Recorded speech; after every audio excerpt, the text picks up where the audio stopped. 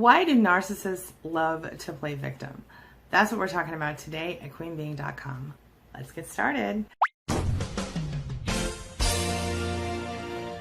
My name is Angie Atkinson, and on this channel, I offer free daily video coaching to help you discover, understand, and overcome narcissistic abuse in toxic relationships. I like to call it toxic relationship rehab. Does that sound good to you?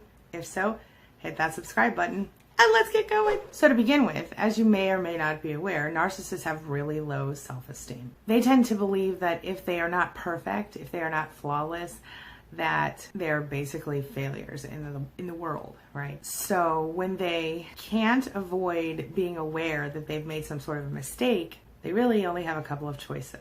One, they figure out a way that they can shift the blame to someone else, often through some kind of a really complicated rationalization. Or they accept the blame, rarely, but if they do ever accept the blame, they find themselves falling into a self-hating depression based on their own shame, and then they feel completely worthless.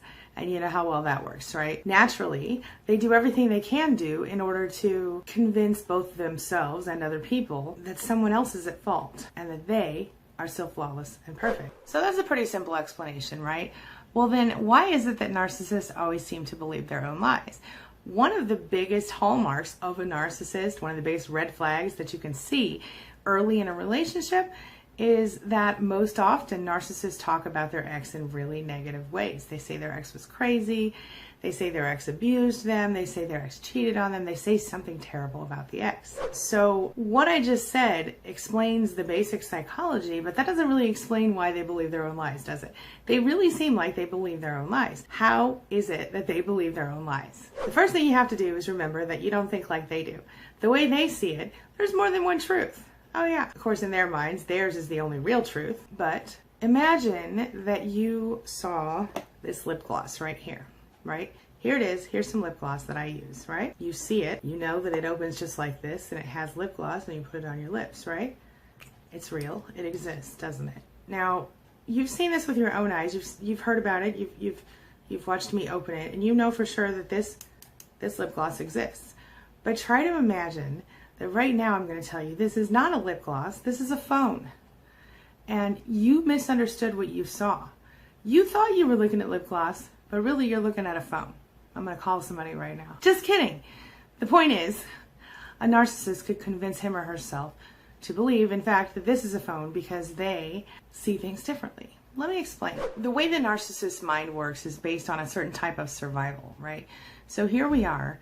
We know this isn't a phone, don't we? Logically, we know this is lip gloss. It opens and it has lip gloss in it. We can't call anybody on it. We can't do anything with it, right? But the narcissist is willing to see this lip gloss, and if it serves them, they will believe with all of their heart and mind that this is a phone. Why?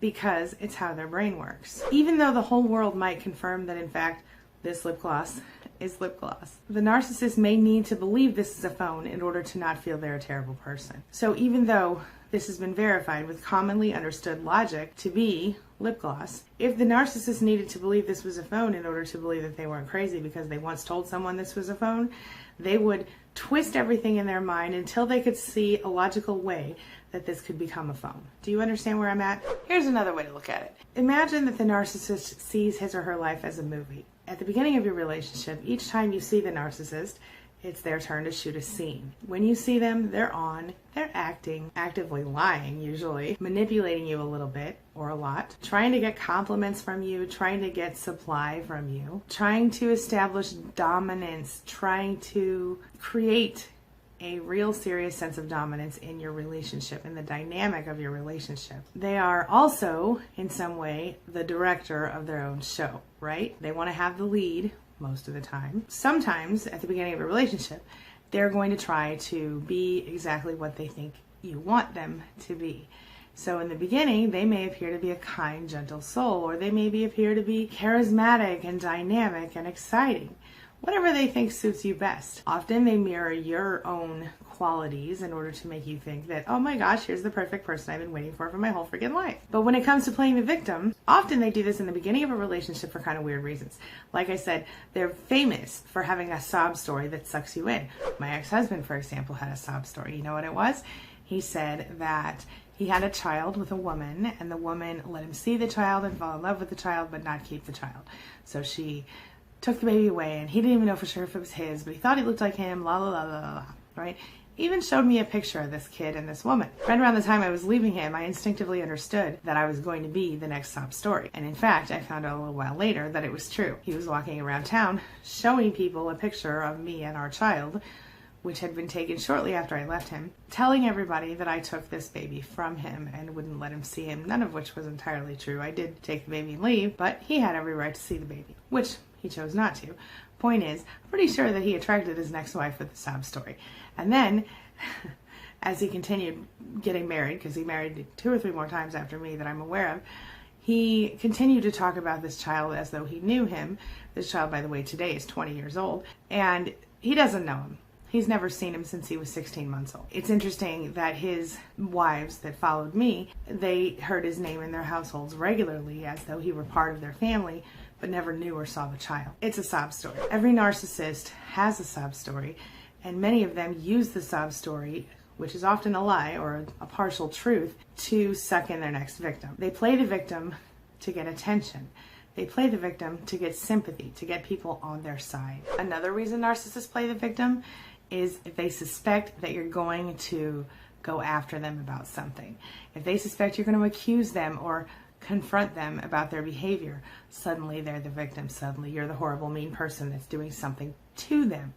It's very interesting. They are so concerned with being not in trouble, not accused, not confronted, that they will actively, preventatively attack you. This way they can be the victim rather than the aggressor. They can play the game. They do this with the narcissistic flip. For example, let's say the narcissist came home at 3 o'clock in the morning when they were supposed to be home at 4 p.m. And you're like, wait a minute, where have you been? I've been waiting for you all night. I called your phone 57 times. You didn't answer. Then you turned it off. Where were you? And then instead of giving you a valid answer, often they'll lie to you and then become offended that you don't believe them and attack you for not trusting them. They'll say, you're so jealous.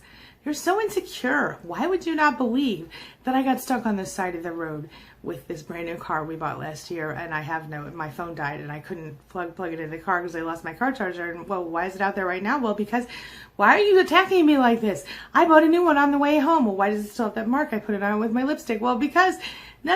You know, they become offended, and then before you know it, you're apologizing to them, apologizing and begging them to forgive you for having a normal, natural, rational reaction. Yeah. Do narcissists always play the victim? No. Sometimes they play the hero.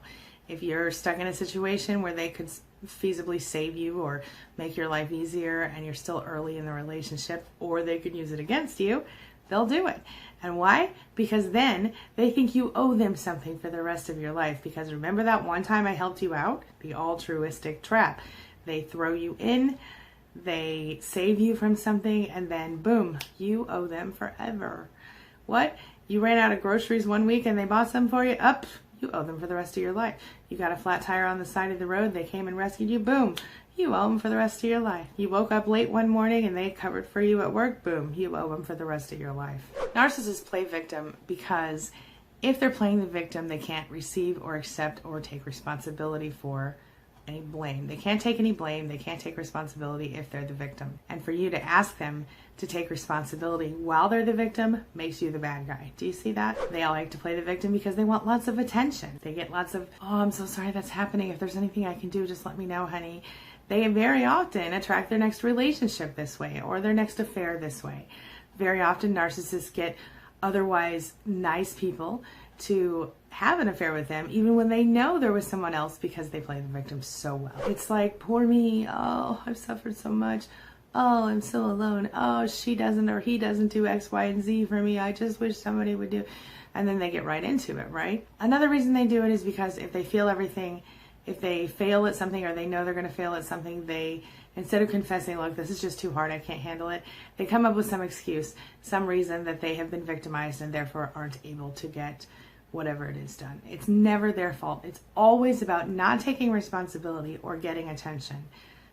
Bottom line. Now it's time for the question of the day. And the question of the day is, have you dealt with a narcissist playing victim? What did that look like for you? What was your experience? And how did it play out? How did you deal with it? Share your thoughts and your experiences in the comments below, and let's talk about it. That's all I've got for you right now. I'll see you tomorrow with another video. Have a wonderful day. As always, thank you so much for being a part of my day and a part of my life. And hey, thanks for letting me be a part of yours. It really does mean a lot to me. I'll see you soon. It's my mission to teach others what I know to be true. You really can create the life you want. Take care of your body, take care of your soul, nurture the real you, and introduce him or her to the world. Be comfortable in your own skin and in your place in this world. Take your spot, take it now, and the universe will take its cue from you. You feel me? If so, subscribe to my channel. Let's get it done together.